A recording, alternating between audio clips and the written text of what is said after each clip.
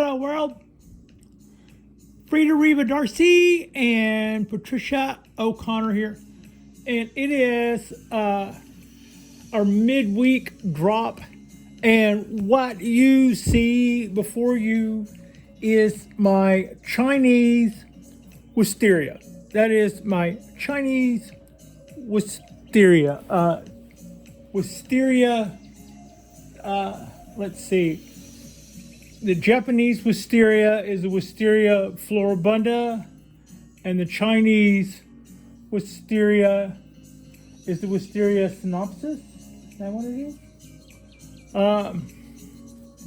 This guy I've had for a couple of years, and the deal about this video is about what is your worst bonsai. What is your worst bonsai? Why? Why is it your worst bonsai? What happened? And why are we looking at this thing and talking about worst bonsai? Well, up to speed. Up to speed meaning so far tonight, what I've done to this guy is I've done a fair amount of weeding. I could still do some more. I'm still finding some just below the surface, some roots. But I pulled out, it was like pulling teeth. I let those guys get so big, it was like pulling dadgum teeth. Anyway,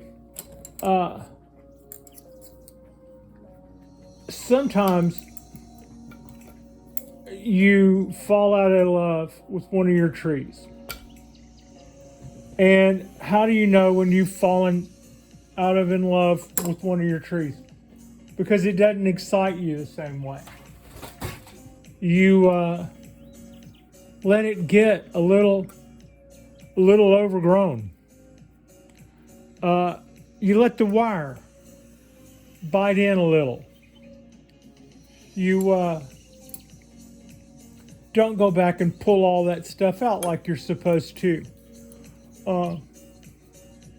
Maybe you don't prune it like you should.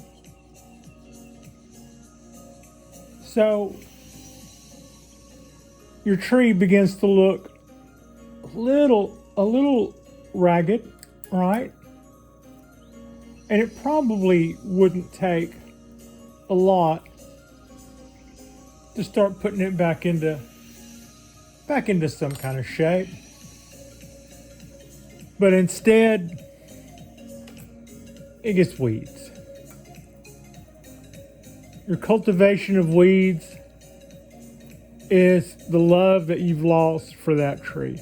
And it might be simply that you just need to circle back and look and maybe clean up a few things a little better, make them look a little nicer, and then you kind of look at them and go, well, you know what? That looks pretty nice, right? So you kind of, like an old love or something, you sort of remember what it is you liked about what was going on there. So that's one thing. You know that you've fallen out of love with one of your trees when you look down and you see that it's got a lot of weeds and it's got a little overgrown, and this guy, this wisteria, I got this guy early. I got back into bonsai, as I've already told this story several times, over a much, much smaller wisteria. It was only a clone, just a little stick. I had like 3 of them left over from where I thought I would decorate my apartment or my balcony during COVID. I have good stars on that balcony. When I look out, if I were to pan the camera over there, you wouldn't see anything except our reflection back in the glass. And you would also see a lot of jets moving around up there. But in between all that stuff, I get a beautiful, I'm kind of like, our balcony is pointed right at a big opening in the trees, and I can just see all the way off to the horizon, and I get all these stars. So I thought that I would take and put an antique day bed out there and take two big laundry baskets, wicker baskets, but they look like they were laundry baskets, but they were big wicker baskets. So I thought, I'll take big bamboo looking plants and grow on either side of those, and I'll sit there like a big fat mama on my yellow antique daybed and just sit there and look at the stars, and that'll be beautiful. And that'll be just something really nice to do in the afternoon. At the time, I was driving Lyft and stuff, and that just seemed like that was nice and stuff. So I started accumulating the stuff to do all that together. The landlord had something to say about a few of my design concepts, which were probably in hindsight a little reaching. But yeah, the heart wants what the heart wants. What am I going to say? But to that end, I ended up wondering what I was going to do with 2 or 3 leftover wisteria clones that I had. And that's how we got started in all of this. So those are Japanese wisterias. 4 years later, they still look like sticks. They still look absolutely like sticks in kind of cheap bonsai pots. Not really. I like the little white cream-colored bonsai pot, but that was a molded pot. It has a seam in it and everything, where it was the cheapest possible Japanese bonsai pot.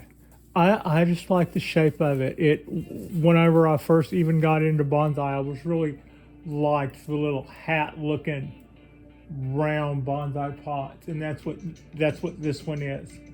And so that's all there is to that. But is it not as good as this? No, it's not as good as this. But so why am I talking about this as possibly being? Well, that one was my first one, right?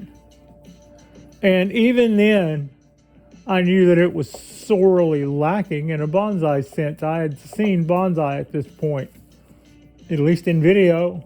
I mean, I'd seen some good ones in person a few times. As you know, as an elder person, I'd seen a few bonsai, but the little white wisteria I had. Plus, it blooms every year. You know, if you're gonna have a half-assed bonsai, if it blooms every year, that's at least something. You know. Yeah. So it wasn't. The reason this is not my best bonsai, and look at that. Why would I? What in the hell is the matter with me that I don't think? Because there's nothing to it. And to me, this reflects the, in a way, I should have a better attitude. This also reflects the hope of somebody who's just coming into bonsai, but it also reflects what I thought I would like about bonsai my first couple of months into the game, and that probably and that changed for me. And I'm thinking that that's not that unusual. The things that you first gravitate to when you get into a new hobby or a sport or something are probably some of the things that maybe will seem slightly laughable to you later. Perhaps not. That thing you love might be the thing that, you will always love. Like I said, the heart wants what the heart wants. But whenever I got this, I wanted something that looked a little bit more substantial and had some age to it, because the other thing was not as big around as, still isn't, 4 years later, like I said, as big around as a drinking straw. This is nowhere near. I mean, you've seen some of my honking trees. This doesn't exactly fit the bill, but compared to that, I was going, yeah, that's at least, where did I get this? I got this on, I'm going to say it, I got this on eBay. And I paid, here's the other thing, I paid over twice for the pot what I paid for the wisteria. And that wasn't even the beginning I had more mistakes to make yet. So mistake one, I took a $20 wisteria and paid eBay prices for something that said it was a 10-year-old wisteria, Chinese wisteria bonsai. So I paid 3 times what that was, what I could have walked to a local nursery, went to a local nursery and gotten for the tree. Then I overpotted it, which is to say that this pot came from Bonsai Mirai, was actually made by a well-known potter. So it has a pedigree. I don't. The tree doesn't. But we put this bastard tree in it, and by that I mean it's not all, this is a pre-bonsai. This is a pre-bonsai wisteria in a very nice pot, which it shouldn't be in. So that and a few other little things just kind of makes this a big old huge pricey show of ignorance on my part. And if something else really needed this pot, I would pull this wisteria out of here and put it in a 2-gallon plastic bucket that fast. And not that it necessarily deserves to be treated poorly, but here's some things. One, don't buy a wisteria pre-bonsai without seeing it bloom if blooms are important to you. I'm not going to say that blooms were incredibly yeah, they were. Actually, they were. I was looking at a bunch of YouTube videos at the time, and some of the wisterias I had seen, they were really pretty. They weren't really knockout. They weren't really that much of a knockout in the way of what I've come to know bonsai since then. Now I'm more impressed by taper. I'm more impressed by branch structure. And these trees had some, but wisterias are never going to have a lot of that. Well, that's probably not the right thing. It's hard to get really good, convincing branch structure and ramification out of. They will ramify. They will ramify. It just takes a minute. You just have to be kind of diligent and keep at it. It's not like it's not like a maple or something where you're just gonna make this twiggy wonderland, though. That's not something that's gonna happen. So also they while rather than just bitch, I can just tell you a little bit more about wisterias. They want to grow up high. I just had to cut this one loose from the light pole because it was already had climbed the light rig I was making, and was climbing up the top and was trying to work its way in and hustle on the Kodaheim maples. So I cut all of that loose, pulled all of that back, and then brought it in, and then we did a bunch of weeding. So now that's what we're looking at. I need to cut this back again this year so that it'll stop trying to be a vine. Also, if you let it go too much, it will kill off the things on the bottom. Like whenever I got the tree, this was a feature. This has never had a leaf as long as I've seen the tree. That's a dead leader. But it hadn't rotted away yet. I haven't made a decision as to what to do with it. I don't think wisteria wood goes a long way towards, you're not going to get that as, it's not going to be hardwood that'll do things that you can chisel or carve or work with. It'll rot away really quick once it starts getting wet and loses its bark. So at some point I'll probably snap that off to some little some little snub, but I probably won't do it smooth. We might do something, you know, maybe this length or something. That little knob is probably what we could come to expect from a stump like that. Otherwise, I don't know how well. Yeah, that'll show. What I intend to do this time around is I'll bring the top down a little literati like. We'll just do one of those. And I'll do that. And then we'll give it a little bit of a trim to keep some of this growth back and set it up for next year.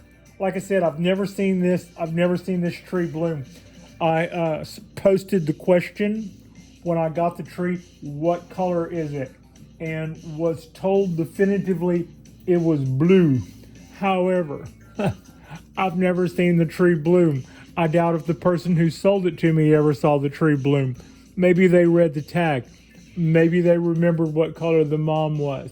But here's something about wisterias. If they're not blooming, or if you get one of those little felt pouches that you picked off of wisteria and you want to plant those seeds, they are not hard to germinate. You might be waiting for 20 years for that thing to bloom. Yep, you heard me. So the key to enjoying a wisteria that you can, if seeing it bloom is important to you, the key to that is to get a clone off of a blooming tree, or make sure that the tree you're getting is a bloomer, because they will.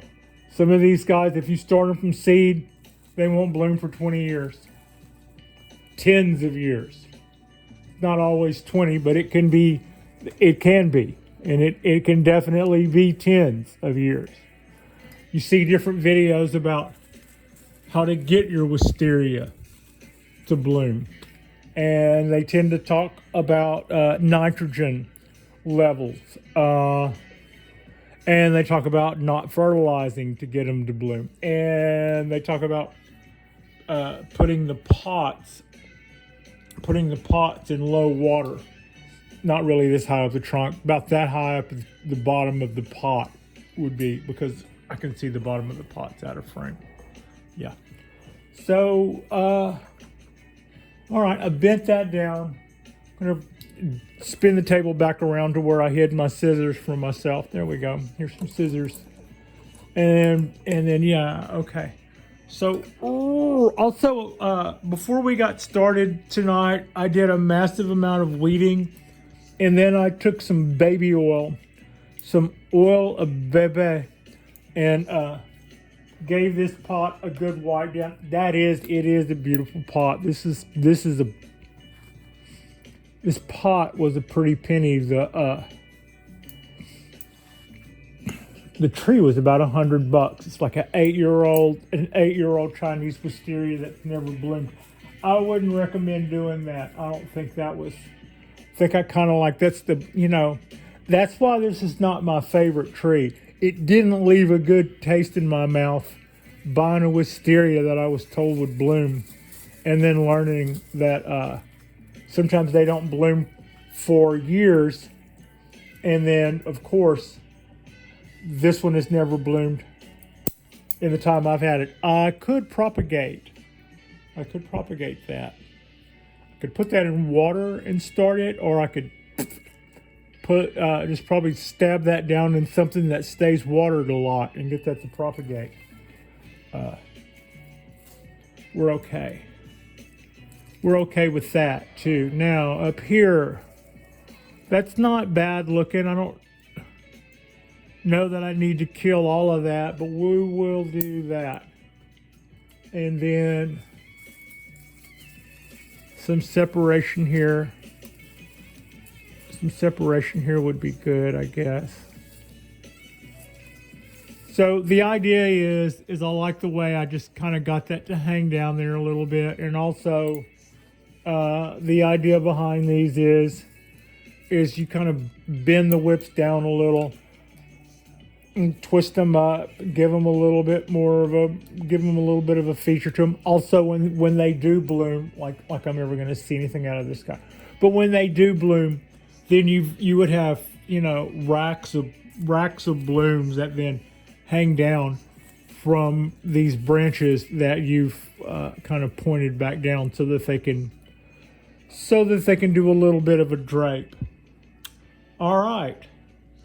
What is your least favorite bonsai and why? Having done this, having cleaned this up, I do remember what I saw in this tree, and what I saw in this tree at the time was a lot of negative space, which I am a fan of.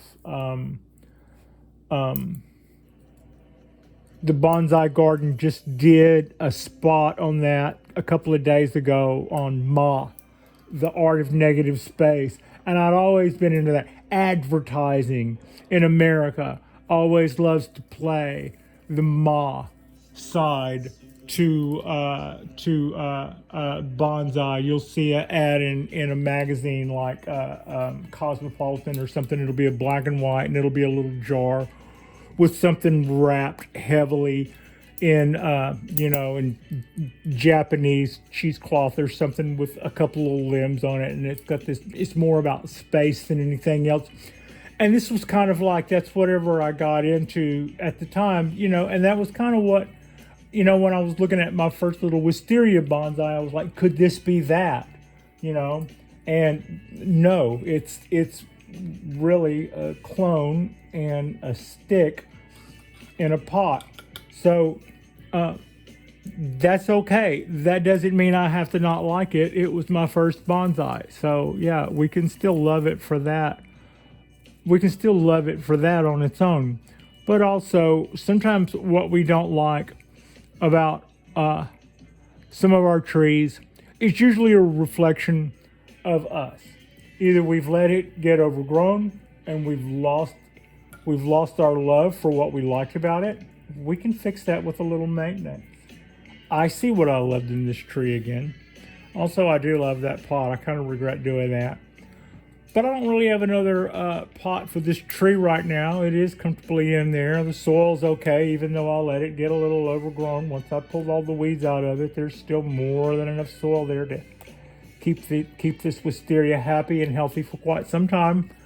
I think it's going to live in the house for a minute. Not all the way in the house. It'll live next to the big window on my little white antique looking bonsai table. I think it'll be just fine there. And I'll keep a closer eye on it, and it'll kind of look more like what it is. It's kind of probably, it doesn't say age to me. Doesn't bloom. I am shaping it some. I am trying to keep it small. But I would say right after I started getting some idea about what age and what shape and what features and textures, the more I started getting into bonsai, the more I realized that I was in love with the topiary. And that's kind of why I would say this is my worst bonsai. And even as that, it's I'm glad I cleaned it up. It looks a lot nicer. It's still got quite a bit of food laid down. I'll lay down some more. It's got a hook right here. I put this hook. This is the same hook that the tree is, I don't know if you can see it. This is the same hook that the tree is wired in the pot with. But instead of just wiring it in down there and having it be done with, I put this kink in it and then wired it up tight to the point to where I almost pulled the kink out. And this loop is in case I ever wanted to put a sling here and bend this down like a C. That being my one idea. That being my one idea about how to shape a tree is I was going to take it from this and make it this. That was pretty impressed. I decided not to do that in the end. I decided if I put a sling on here that was probably so hard to bend that if I put a sling on there and tried to tighten that down, I would probably snap the base off or something. You have these ideas and you think that you're just going to be the rigging bonsai extravaganza. That came out okay. We were able to keep our shape in there. The wire I took off did leave a little bit of marks, but not a whole lot. I'm glad that we were able.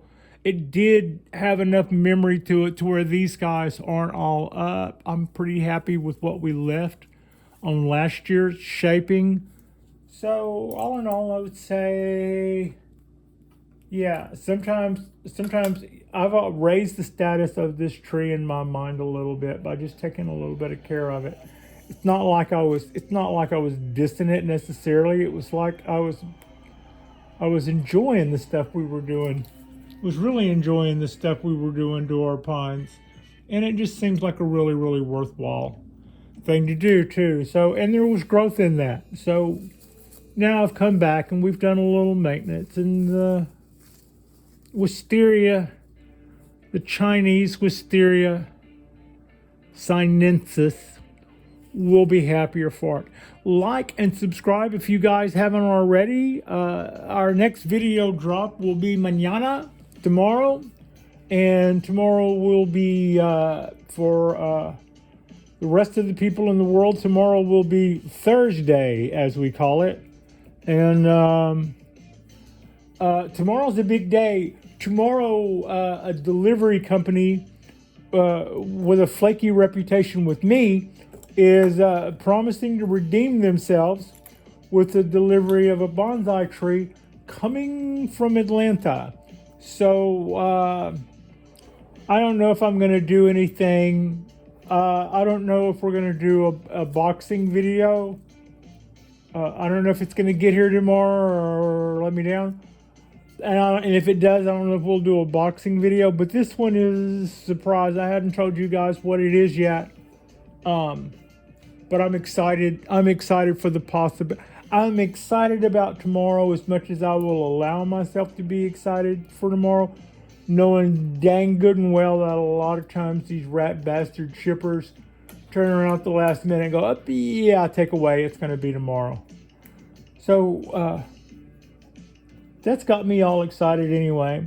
I don't know whether to be excited or be cautious, but should probably be cautious. But in theory, we've got a bonsai tree coming tomorrow. We've got a bonsai tree coming the day after that. And then that only means that we have 10 seedlings in the mail somewhere between here and Wyoming.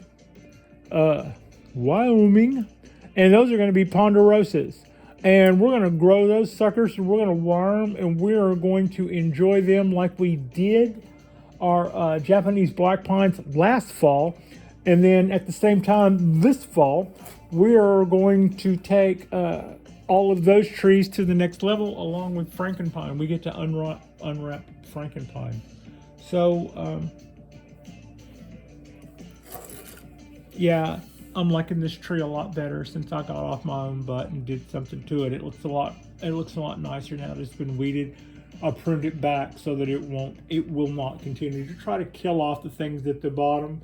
And pulling up all of those weeds means the water that I do give it, I had let those weeds get deep, y'all. It was like pulling teeth to get those roots out of there. Thank you all so much for watching. We've got some more things to shoot this weekend. I'm really excited about what's coming up this week, and I can't wait to get to it. And today we did get finished rearranging our balcony some, so it's all ready for the new acquisitions, and as am I. Thank you so much for watching.